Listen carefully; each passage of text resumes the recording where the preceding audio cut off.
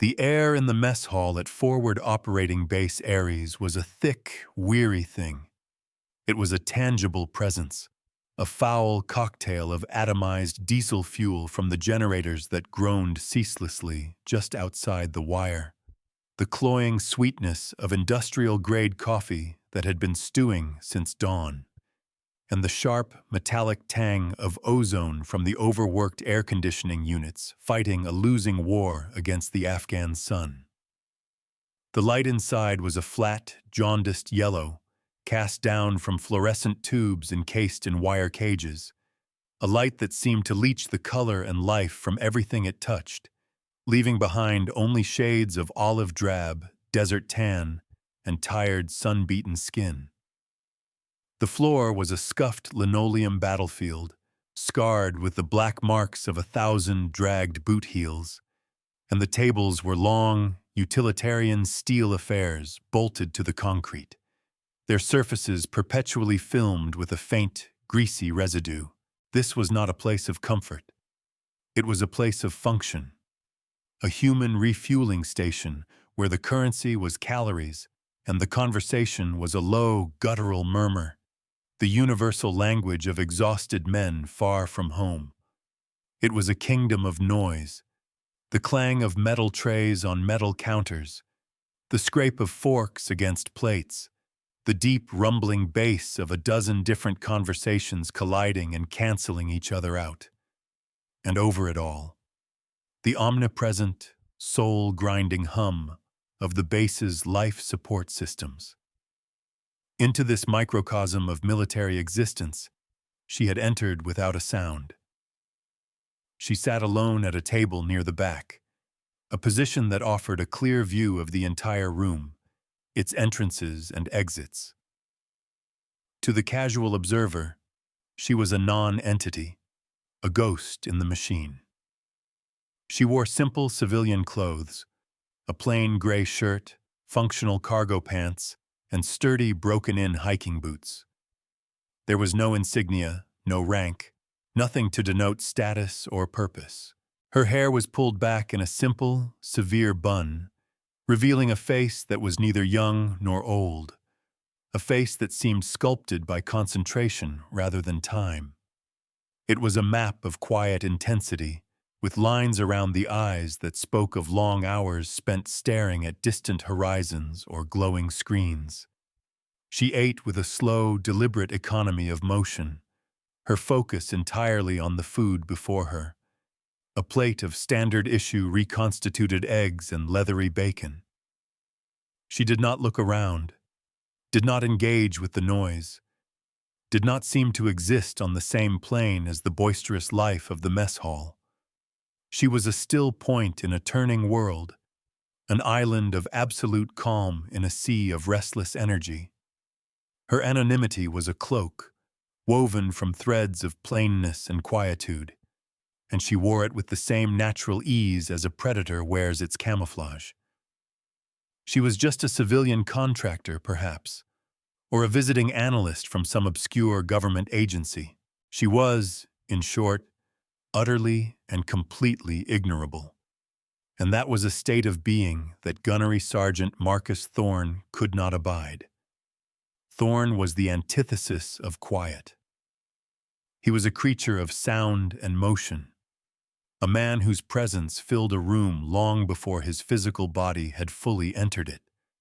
He was built like a piece of field artillery, thick-necked and barrel-chested, with a face that looked as though it had been hewn from granite and then left out in the sun too long. His voice was a gravelly roar that he used as both a tool and a weapon, capable of stripping paint from a bulkhead or cowing a platoon of nervous recruits. In the tightly controlled world of FOB Ares, the mess hall was his throne room. Here, his rank and his reputation gave him dominion. He moved through the space not as a guest, but as a landlord, his boots striking the floor with an authority that brooked no argument. He was followed by a small coterie of younger Marines, corporals and lance corporals who orbited him like nervous moons, laughing too loudly at his jokes and nodding too vigorously at his pronouncements. To them, Gunny Thorne was the living embodiment of the Marine Corps ethos, loud, proud, and profoundly intimidating. His confidence was a physical force, an aura of unearned certainty that radiated from him like heat from a furnace. He believed, with the unshakable conviction of a man who had never been seriously challenged, that he understood the world and his place within it. And his world was one of clear hierarchies, of uniforms and rank, of loud strength and visible power. His eyes, scanning his domain, fell upon the woman. It was a brief, dismissive glance at first, the kind one gives to a piece of furniture that is slightly out of place. A civilian, a woman, alone, in his mess hall. Each fact was a minor infraction, a disruption to the natural order of his universe. His gaze lingered, a predatory curiosity beginning to stir. She wasn't one of the usual aid workers or State Department paper pushers he was used to seeing. They usually traveled in nervous, chattering packs. This one was different. This one was still. Her stillness was what truly bothered him. It felt like a challenge, an act of silent defiance. It was unnatural.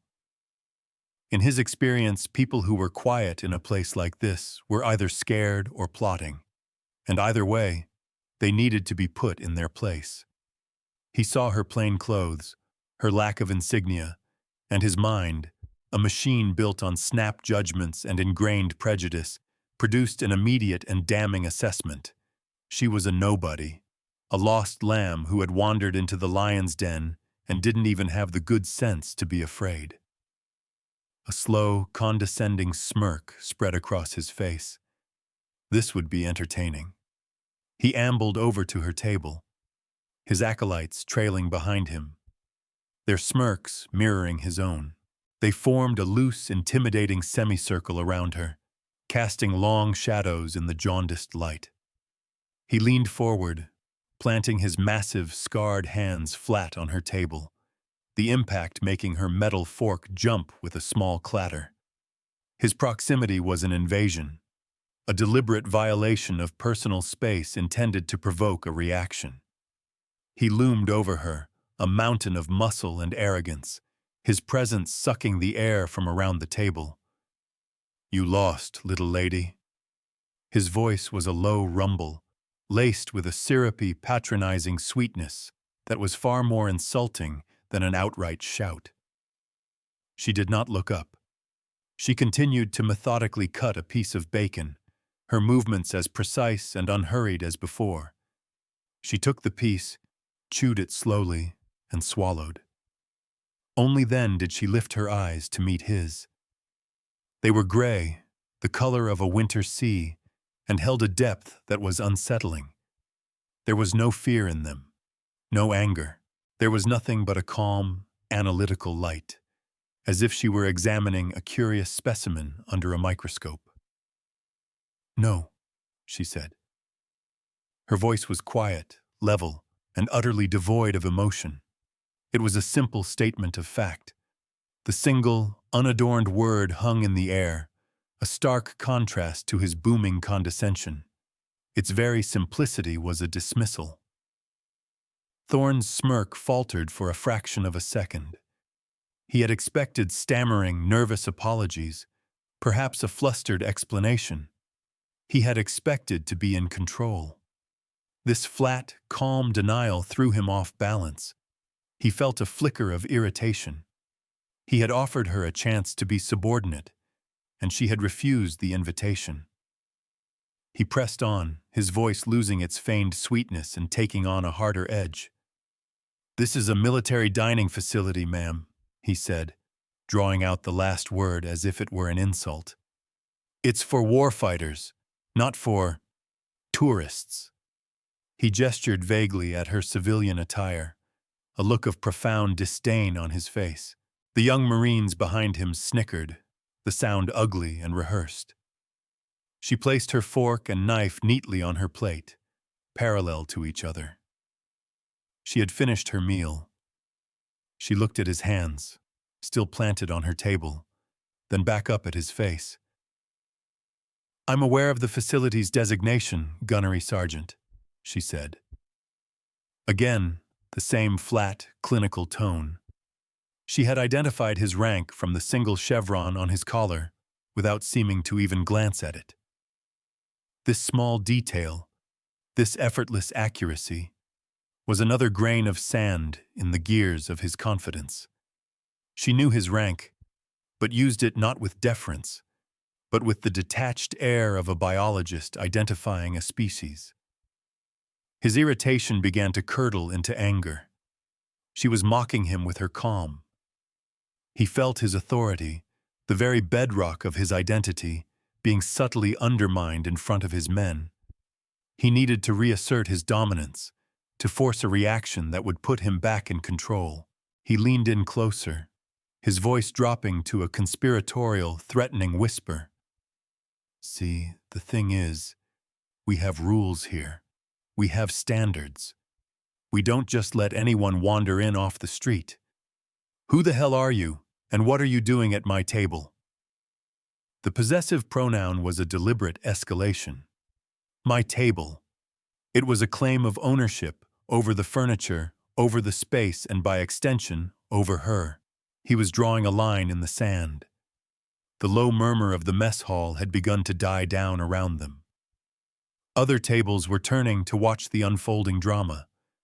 This was no longer a private conversation. It was a public spectacle. She did not flinch. She did not lean away. She held his gaze, her own expression unchanging. She seemed to consider his question, not as a demand to be obeyed, but as a piece of data to be processed. For a moment, the only sound was the omnipresent hum of the bass. It was as if she were a lioness, allowing a jackal to dance and snarl at the very edge of its kill radius, watching with a kind of detached, scientific curiosity to see just how far it would go before it made a fatal mistake. "I am eating breakfast," she replied, her voice still impossibly, infuriatingly calm. "And you are interrupting me." The sheer audacity of it stunned him into a moment of silence. She had not answered his question. She had corrected his behavior. She had flipped the script, positioning him not as the enforcer of rules, but as the one breaking the rules of civil conduct. The snickering from his entourage died, replaced by a tense, uncertain silence. Thorne's face, which had been a mask of smug superiority, began to darken. The blood rose in his thick neck, his jaw muscles clenching and unclenching. He felt a surge of raw, unthinking fury. He had been publicly dismissed by a civilian, a woman. He straightened up, snatching his hands from the table as if it were suddenly electrified. He balled them into fists at his sides. "That's it!" he snarled, his voice now stripped of all pretense. It was pure, distilled aggression. "You think you're smart?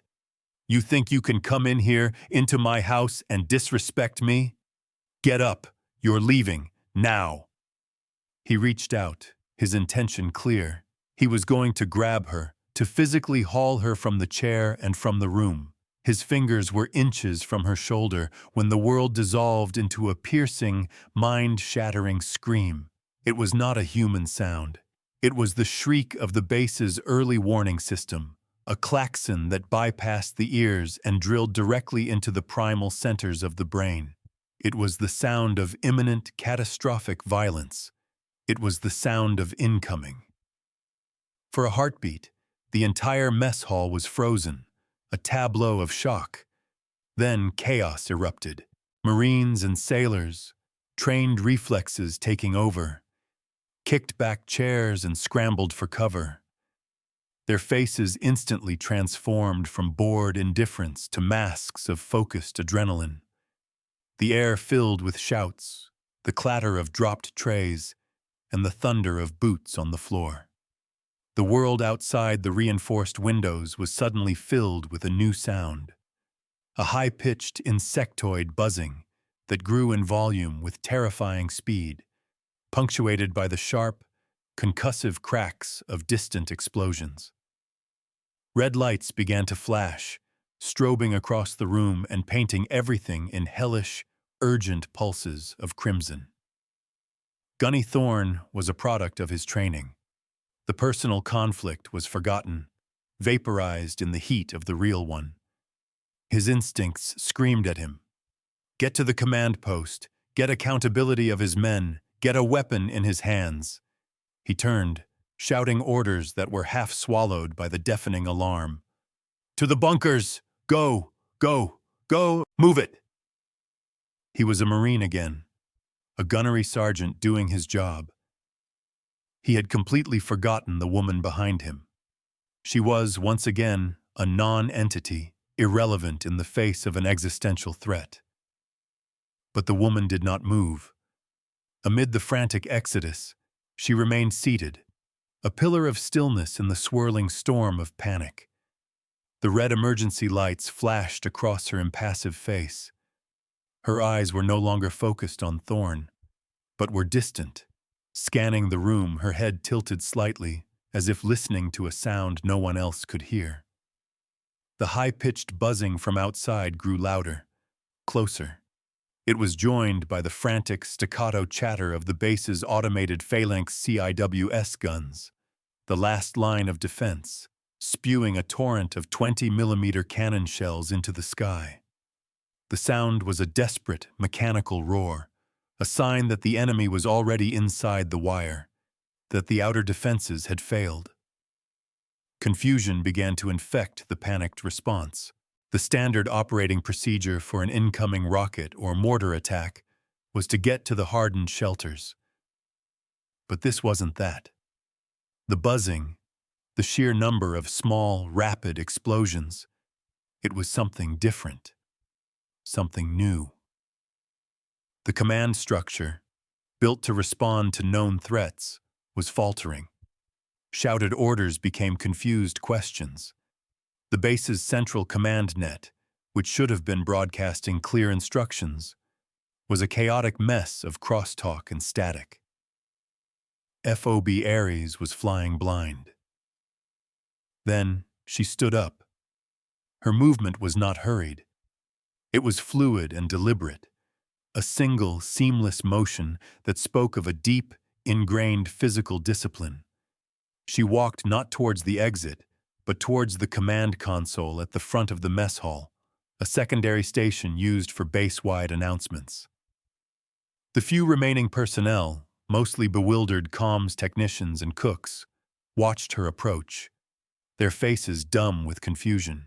She moved through the strobing red light with a purpose that was terrifying in its intensity. The air of the anonymous civilian had vanished, sloughed off like a skin. In its place was an aura of absolute, unshakable authority. It was not the blustering authority of a man like Thorne. It was something colder, deeper, something that radiated from hers like the intense cold of deep space. She reached the console and her hands moved over the controls with a speed and precision that was mesmerizing. She didn't look at the labels. She didn't need to. Her fingers danced across the interface, typing in codes, rerouting channels, and overriding security lockouts that should have been impossible to bypass. The chaotic chatter on the comms net was abruptly silenced, replaced by a single, clean, open channel. She leaned towards the microphone, and when she spoke, her voice was no longer the quiet, flat tone she had used with Thorne. It was transformed. It was a voice that carried the weight of 1,000 life-or-death decisions, a voice that was accustomed to being obeyed without question, a voice that cut through the noise and the fear like a surgeon's scalpel. All stations, this is Sea Dragon. Cease CIWS firing solution Alpha. I say again, cease Alpha. You are targeting ghosts and wasting ammunition. Switch to CRAM intercept protocol. Designation Tango 7. Prioritize targeting based on heat signature and velocity, not radar cross-section. I want a multi-spectrum kill box established over sectors 3 and 4, 0 elevation, max spread. Network all phalanx and sentinel batteries, slave them to my command. Execute. The mess hall fell into a profound, echoing silence, broken only by the wail of the alarm and the distant crump of explosions. The comms technicians stared, their mouths agape. The language she was speaking was a foreign country of expertise. Sea Dragon? That was a call sign, but not one they recognized. CRAM. Tango 7? These were not standard FOB protocols. It was doctrine from a level of strategic command so high it was almost mythical. It was the language of fleet-level naval warfare, of integrated air defense systems that coordinated assets across hundreds of miles, not the desperate, localized defense of a dusty outpost. On the other side of the base, a battle-hardened Navy Master Chief in the Tactical Operations Center heard the voice over the command override. He didn't know who it was, but he recognized the tone. It was the voice of command. Not the shouted, uncertain command of a lieutenant in over his head, but the calm, chillingly precise command of someone who saw the entire battle space as a chessboard and was already 10 moves ahead. Without hesitating, he began relaying her orders. "You heard the lady! Switch to Tango 7! Slave the network! Now!" Gunny Thorne had stopped near the exit, his own flight instinct arrested by the sheer, magnetic impossibility of what he was witnessing. He turned and watched as the woman he had tried to intimidate single-handedly seized control of the entire base's defense network. She was issuing a firestorm of commands, her voice a relentless torrent of technical specifications, targeting data and tactical adjustments. Air Wing, scramble all available assets. I don't want a cap, I want a kill sweep. Arm with Hydra rockets, proximity fuse. They're flying low and slow, below the radar floor. Use visual acquisition. Intelligence Bahampo. I need a real-time analysis of their swarm behavior. This is a coordinated attack, not a random barrage. Find the command and control signal. It will be a tight beam microwave transmission from a high-altitude platform. Jam it. Deny them their eyes and ears. Comms, patch me into Fleet Command. Priority 1. Authentication code, Omega Black Niner. Tell them Ares is under a saturation drone swarm attack, and I have assumed tactical command. Omega Black Niner. The code landed in the room like a physical blow. It was a ghost code, a clearance level that most of the personnel in the room didn't even know existed. It granted the user absolute, unquestionable authority over any and all theater assets. It was a code reserved for a handful of people on the entire planet. The change in the sounds from outside was almost immediate.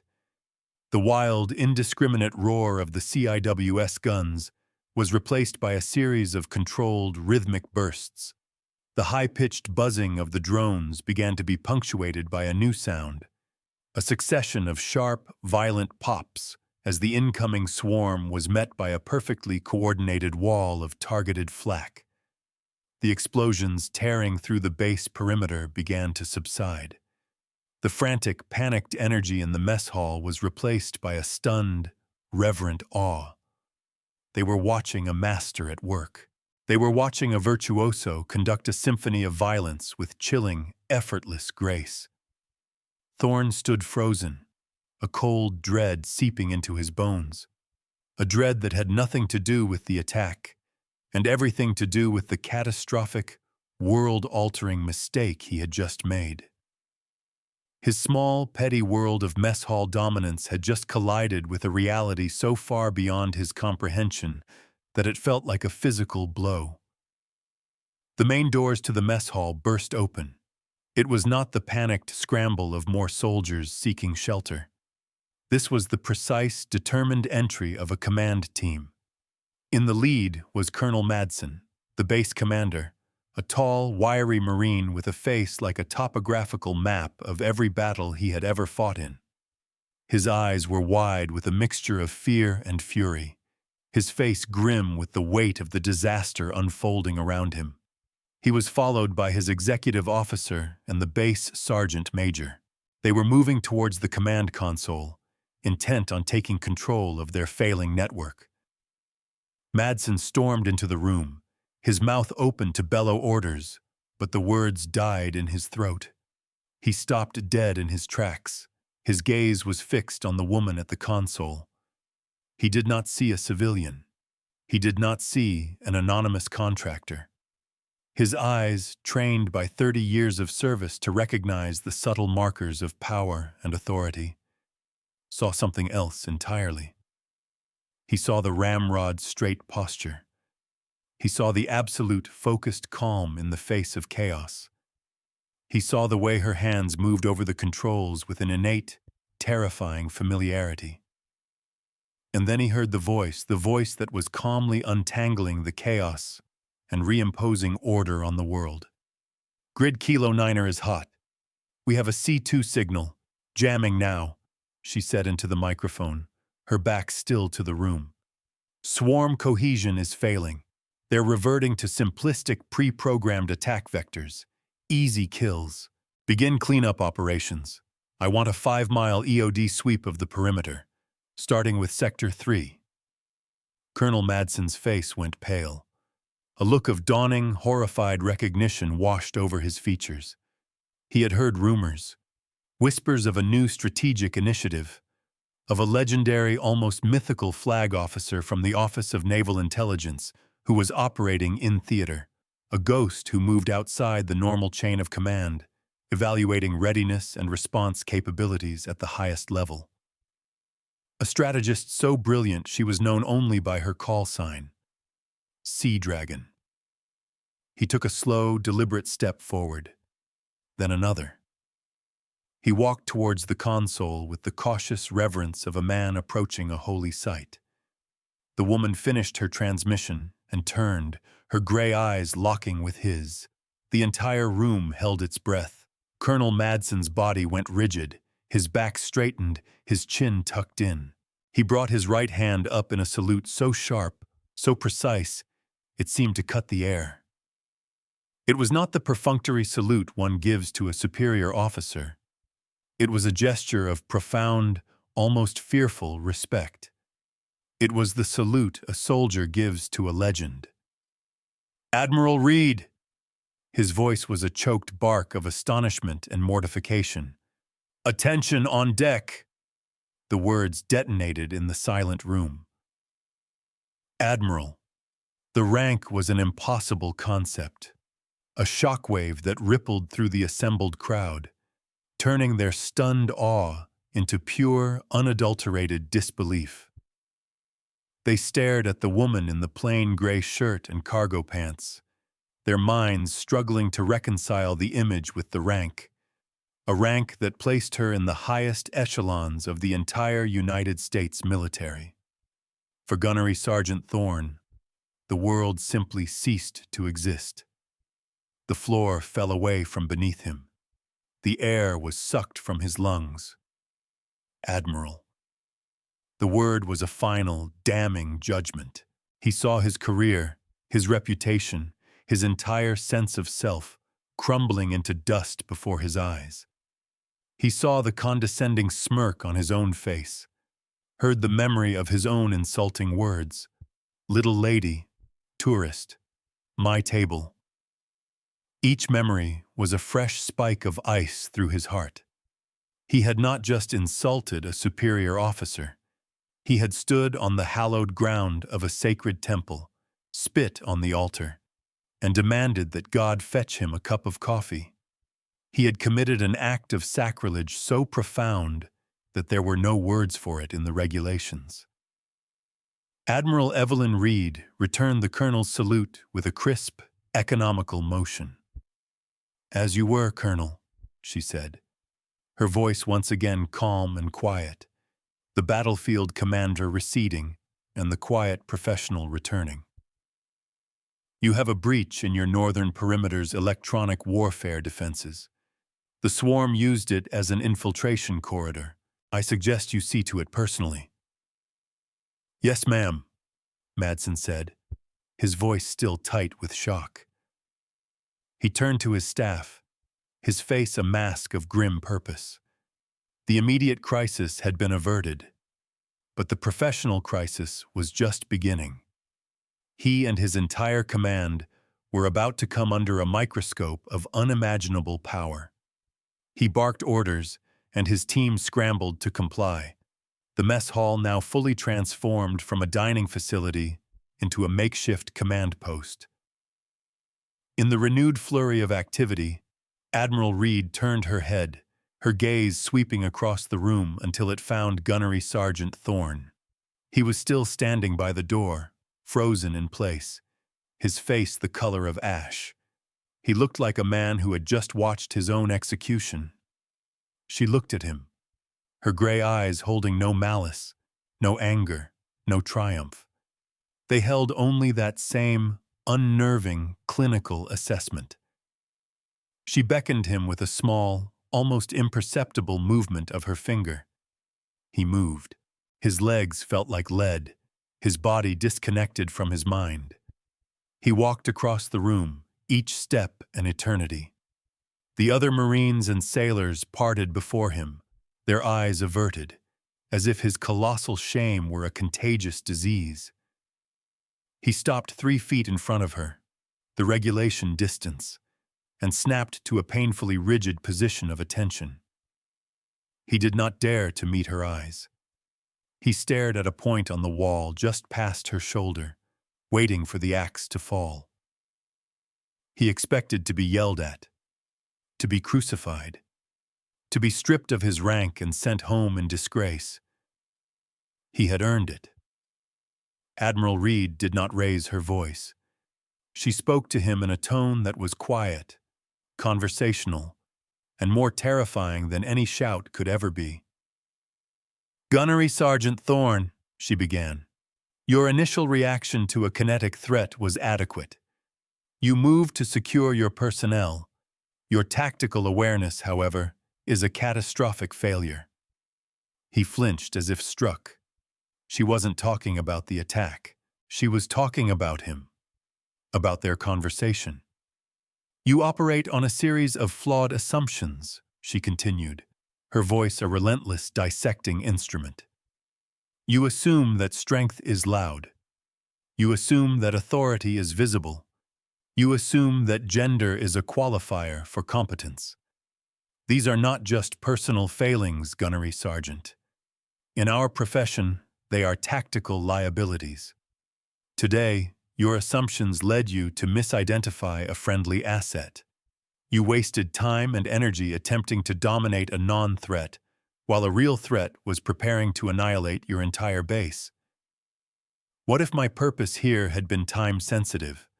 What if I had been a cryptologist with the key to stopping that attack? But you chose to eject me from this room because you didn't like the way I looked? Every word was a perfectly placed blow, dismantling his entire worldview piece by piece. She wasn't angry. She was teaching. It was the most brutal and humiliating lesson of his life. He could feel the weight of every eye in the room on him, witnessing his intellectual and professional evisceration. "You see a uniform and you see rank," she went on, her gaze unwavering. "I see a weapon system. Every person on this base is a component of a larger machine. Your job is to assess the capabilities of each component, not the packaging it comes in. You failed that assessment. You failed it publicly, and you failed it spectacularly. You are a liability, Gunnery Sergeant." Thorne finally found his voice, a ragged, broken whisper. "Ma'am, Admiral, I have no excuse." "No," she agreed, a flicker of something that might have been iron-hard agreement in her eyes. "You do not." Article 15 proceedings and a letter of reprimand would be the standard by-the-book response. But like the defenses of this base, the standard response is often inadequate. Punishment is a blunt instrument. Education is a sharper one. She paused, letting the word hang in the air. Thorne's blood ran cold. He had no idea what she meant, but he knew it would be worse than any formal punishment. "Effective tomorrow at 0600, she stated. "You are reassigned. You will serve as my personal aide for the remainder of my time in this theater. You will carry my gear. You will manage my schedule. You will stand by my side in every briefing, every operational planning session, and every after-action review. You will see what actual authority looks like. You will learn what true strength sounds like. You will learn to see the person, not the package. And you will continue to do so until I am satisfied that you have unlearned the arrogance that almost cost lives today. Is that understood, Gunnery Sergeant?" It was a sentence of forced proximity, of constant, daily humiliation and education. He would be a walking, breathing cautionary tale for the entire base. He would be the gunny who was now the Admiral's bag carrier. It was a punishment of breathtaking, sublime cruelty and perfect, logical justice. "Yes, Admiral," he managed to choke out, the words tasting like ash. Crystal clear. The story of that morning in the mess hall at FOB Ares passed into legend. It became a fable, a teaching tool whispered in barracks and training grounds from Paris Island to Okinawa. The details, as they always do, grew with each telling. The drone swarm became a full-scale enemy invasion. The mess hall became a command bunker under direct fire. And Admiral Evelyn Sea Dragon Reed became a figure of almost supernatural competence, the quiet ghost who could walk into chaos and bend it to her will. And what of Gunnery Sergeant Thorne? He served his tour as the Admiral's aide. He carried her Pelican cases, filled with classified electronics that he was not cleared to understand. He stood in the back of rooms where she calmly briefed generals and ambassadors, her quiet, precise words shaping the course of the war. He watched her for months, and the education was as profound as it was painful. He saw that her strength was not in her voice, but in her silence. Her authority was not in her rank, but in her knowledge. He learned that the most dangerous person in the room is often the one no one is watching. He was broken down to his component parts and reassembled into something better. A leader who listened more than he shouted. A man who looked for substance over style. Years later, Master Gunnery Sergeant Thorne stood on the hallowed drill fields of Paris Island. He was an instructor now, one of the most respected and feared in the Corps. He was known not for his volume, but for his intensity, for his unnervingly quiet and observant nature. He stood before a platoon of new recruits, their faces a mixture of fear and bravado, the same unearned confidence he himself had once worn like a suit of armor. He looked at them, his eyes scanning each one, and he began to speak. His voice not a roar, but a low, carrying tone that demanded attention. "You think you're tough," he began. "You think the loudest man is the strongest. You think you can judge a person by the uniform they wear or the way they look. Let me tell you a story. Let me tell you about a morning in Afghanistan. Let me tell you about the time I tried to pick a fight with a little lady in a mess hall." And as he spoke, he passed on the brutal, essential lesson he had learned. He taught them that true strength is not the power to dominate, but the discipline to observe. That respect is not a currency to be demanded, but a debt to be earned through quiet competence. He was teaching them to see the Admiral in the room, even when she wore no rank at all. It was the core truth of the modern warrior, a moral etched into the very fabric of institutional memory. That appearances are a lie, And the loudest voice in the room is almost always the weakest. The real power, the real danger, is in the one who watches and waits and knows.